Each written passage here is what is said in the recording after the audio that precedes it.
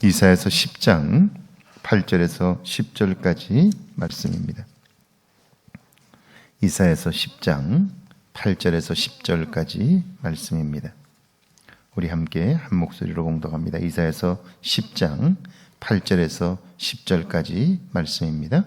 그가 이르기를 내 고관들은 다 왕들이 아니냐.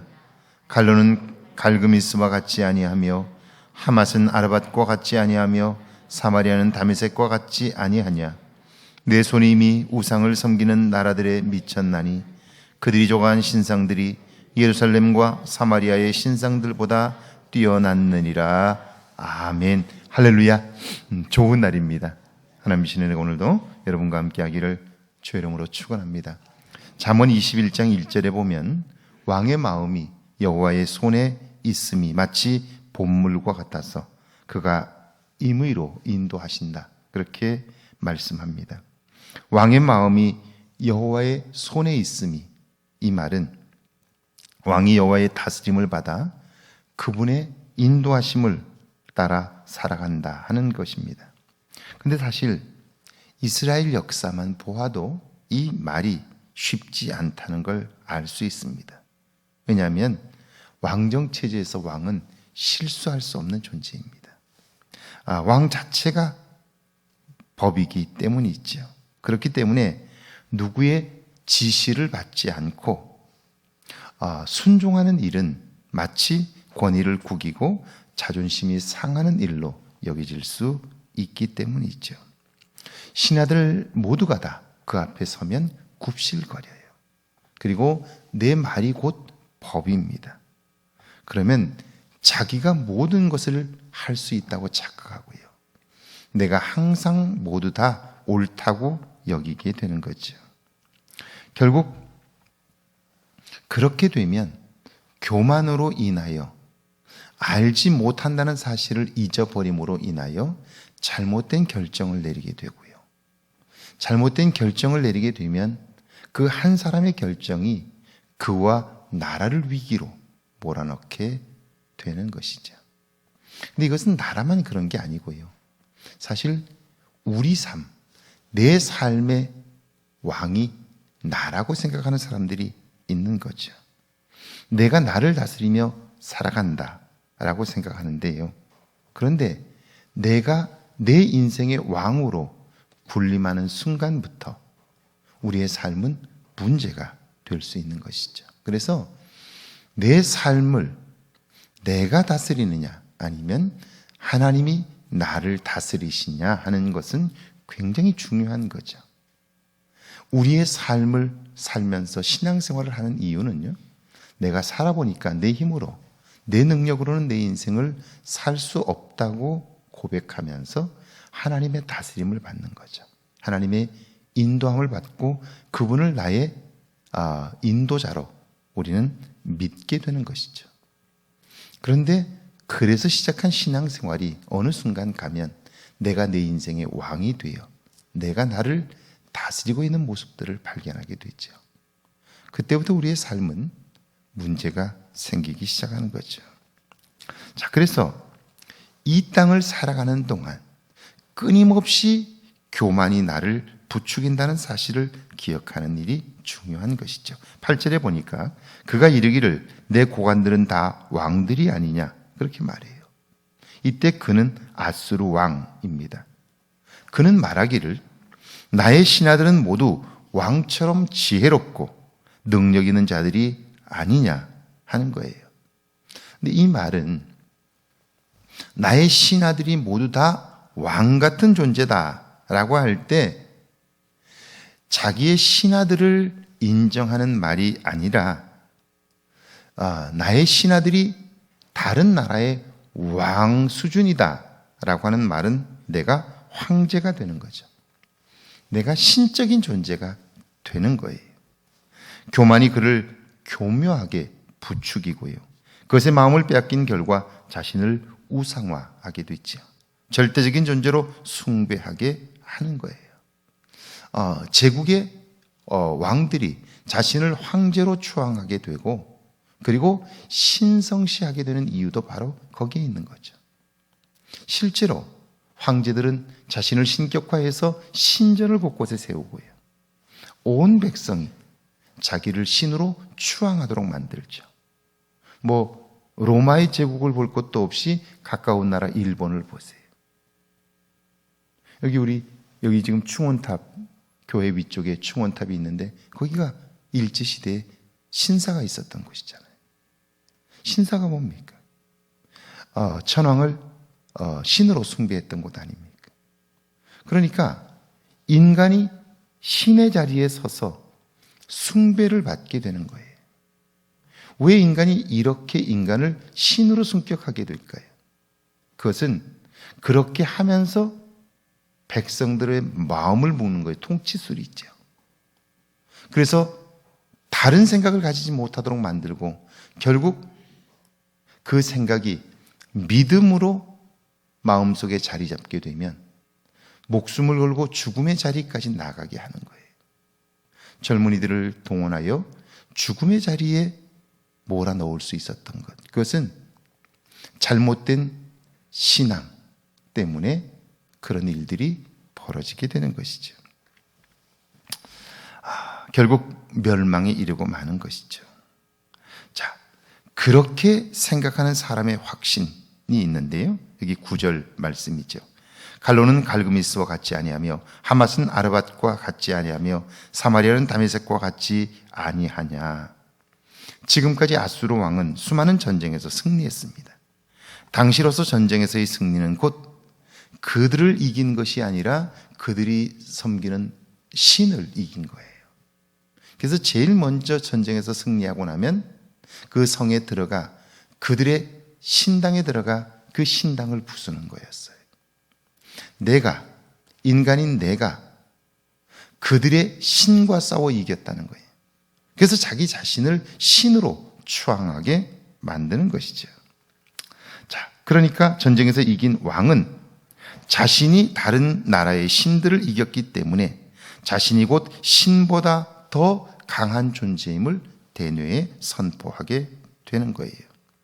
내가 다른 나라의 신들과 싸워 이겼기 때문에 내가 이제는 너희들의 신이 되었다는 사실을 선포하게 되는 거죠. 누구와 싸워도 이긴다라고 말하는 건데요. 이거야말로 잘못된 확신인 것이죠. 어리석음인 거예요. 그런데 이게 한 나라의 왕만 그런 게 아니고 오늘 우리의 삶을 조금만 들여다봐도 우리의 삶 속에도 똑같은 패턴이 있다는 거예요. 자, 우리 생각에 내 삶이 잘 문제가 풀리지 않고 어려움을 겪을 때 그때는 하나님의 도움을 구하고 하나님의 능력을 구하고 도와달라고 해요. 자, 그러면 그때 그렇게 기도해서 하나님이 도와주셨다면 그 도와주신 은혜로 인하여 기뻐하고 더 하나님께 가까이 다가설 것 같잖아요. 또 그래야 되는 것 아닌가요? 그런데 내가 원하는 대로 이루어지기 시작하면 그것 때문에 나는 하나님에게서 점점 멀어져요. 등 따숩고 배부르면 하나님이 도와주셔서 내 삶의 문제가 풀리면 더 하나님께 가까이 갈 것 같은데 그런데 오히려 반대라는 거예요. 모든 것이 잘 되면 입으로는 하나님이 도와주셨다, 그래서 그렇다 라고 말하지만 삶은 하나님에게서 멀어지는 거예요. 이게 어리석음 아닌가요? 하나님이 하셨다고 말은 하지만 사실은 자기 능력으로 한 것처럼 착각하게 되면서 하나님이 주신 복을 자기의 자랑거리로 삼게 된다 하는 거죠. 이게 어리석음인 것입니다. 그래서 10절에 보면 그런 사람들이 이렇게 말하지요. 내 손이 이미 우상을 섬기는 나라들에 미쳤나니 그들이 조각한 신상들이 예루살렘과 사마리아의 신상들보다 뛰어났느니라.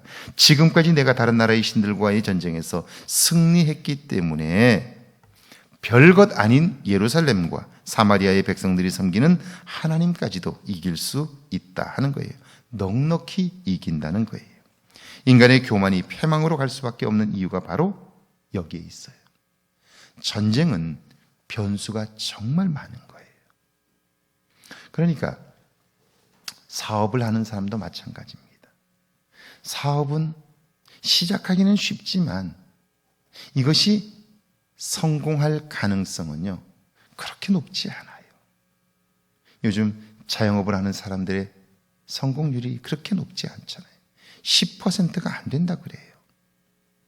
그러니까 시작은 하지만 성공할 가능성은 그렇게 낮은 거예요. 왜 낮을까요? 확신하고 시작하는데 왜 낮을까요? 이유는 변수가 많기 때문이에요. 내가 생각하는 것보다 훨씬 더 안 될 변수들이 훨씬 많은 거예요. 그러면 이런 상황에서 두 가지 타입의 사람이 있는 거예요. 내가 아무리 철저히 준비해도 내가 모르는 부분이 있다고 생각하는 사람이 있는가 하면 나는 철저히 준비했기 때문에 반드시 될 수밖에 없어 라고 생각하는 사람이 있어요. 우리 생각에 그런 확신을 가지는 일이 중요할 것 같은데 그런데 그 사람이 놓치는 게 있어요. 그것은 내가 확신을 하는 순간 더 이상 이 일로 인하여 생길 수 있는 변수들을 고려하지 않아요. 고려하지 않아요. 그런데 내가 아무리 철저히 준비해도 내가 알지 못하는 변수가 있다는 사실을 기억하는 사람은요, 그는 조용히 무릎을 꿇고 하나님의 도움을 구해요. 제가 아는 우리 진희로 집사님이라는 분이 계세요. 서울에 있을 때 함께 만났던 분인데요. 이분은 그 김포 쪽에서 그 식당을 하셨어요. 고깃집을 하셨는데요. 얼마나 가게가 잘 되는지 몰라요. 이분이 원래 고깃집을 해보신 분이 아니셔요. 그런데 식당을 하셨는데 고깃집을 너무너무 잘하셔요. 정말 손님이 많고 그래요. 그래서 제가 한 번은 물었어요. 집사님, 원래 식당을 하지 않으셨잖아요. 이게 처음 하신 거잖아요. 그런데 어떻게 그렇게 잘 하시나요? 그랬더니 웃으면서 우리 진 집사님 이렇게 얘기하시더라고요. 이 식당을 열기 전에 전국의 고깃집 중에 잘한다는 고깃집은 다 가봤대요. 전국을 다니면서 가기 전에 다 다녀봤고요. 그리고 고깃집을 열고 나서도 한 달에 적어도 보름은 소문난 맛집들을 돌아다니면서 먹어보고 도대체 뭘 잘하는지 늘 관심을 가지고 한 달에 보름은 나가서 그 잘 되는 집들을 돌아본다는 거예요. 돌아보면 잘 되는 집은 반드시 이유가 있다는 거예요. 그래서 좋은 것들을 끊임없이 적용한다는 거예요. 저는 그 우리 진 집사님의 얘기를 듣고 정말 감동을 받았어요. 사람들이 보통 잘 되면요, 더 이상 변화하려고 하지 않아요. 그런데 끊임없이 배우려고 노력하고요. 자기가 부족하다는 것을 인정하고 끊임없이 배우려고 노력하는 거예요. 그 태도가 그 가게의 미래를 결정하는 거예요. 그리고 내가 아무리 노력해도 손님이 오고 사람들이 가게를 사랑해 주는 것은 내 힘으로 되지 않는다는 걸 알기 때문에 그분은 늘 새벽을 깨워 나와서 하나님께 기도해요. 그러니까 겸손하게 하나님의 도움을 구하는 것이죠. 그러니까 내가 최선을 다해도 내가 알지 못하는 변수가 있다, 이걸 인식하는 거예요. 그래서 하나님의 도움으로 채우고 자기의 부족함을 늘 인정하면서 다른 사람에게서 배우려고 하는 그 노력이 그곳에 고깃집을 시작했지만 유명한 곳으로 성장시킬 수 있었다 하는 거예요. 자, 전쟁이란 변수가 정말 많은 싸움이에요. 이길 수 있는 여건이 100가지라면 질 수 있는 상황도 100가지가 넘는 거예요. 자, 그 중에서 어떤 것을 내가 선택하는데, 선택은 내가 하지만 결과는 내가 책임질 수가 없는 거예요.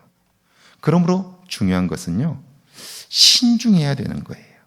겸손해야 되는 거예요.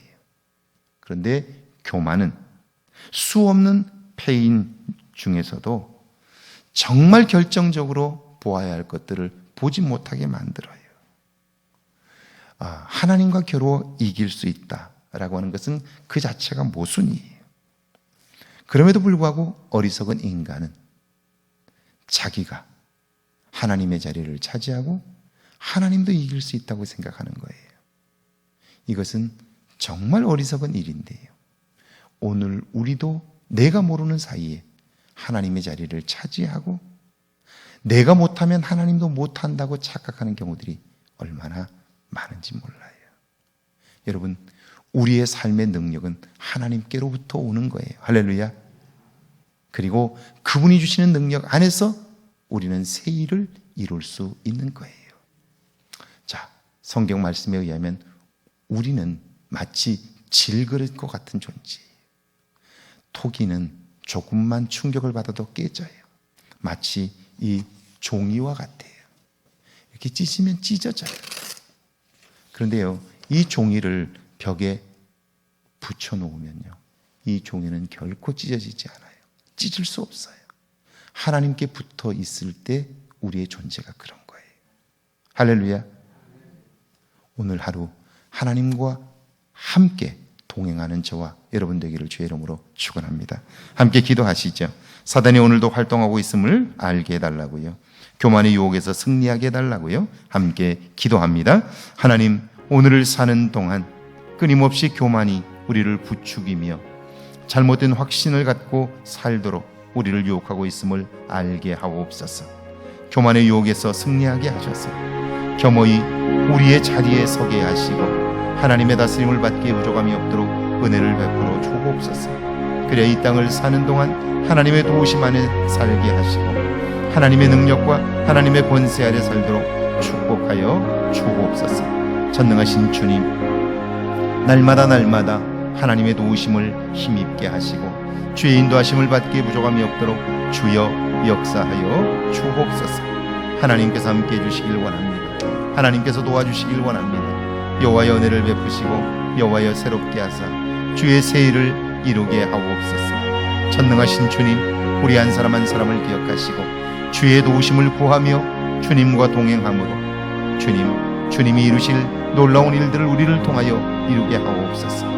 이 복된 일에 저희를 부르셨으니 새벽을 깨워 기도하는 종들에게 은혜를 베푸시고 하늘의 능력을 덧입히사 하나님의 놀랍고 큰 일들을 이루는 거룩한 종들 되게 하옵소서.